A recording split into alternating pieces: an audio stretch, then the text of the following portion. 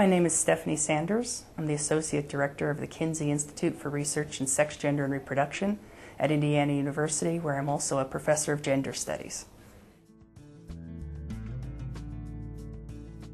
Today I was speaking about sexual orientation and what people need to know about it and why they should care about knowing about it.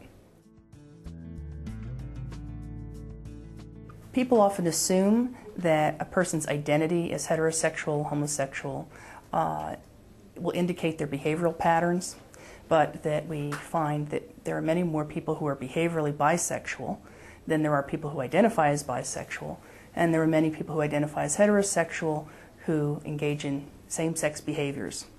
And this is important to public health and to personal and mental health, because often if people feel there's a discrepancy between their behavior and identity, that causes some anxiety.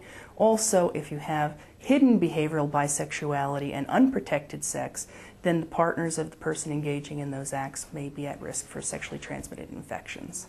In doing any kind of sex history with patients, clients, that you carefully assess both their behavioral patterns, their identities, their feelings, and what are the implications of those behaviors for their personal health and the health of their partners.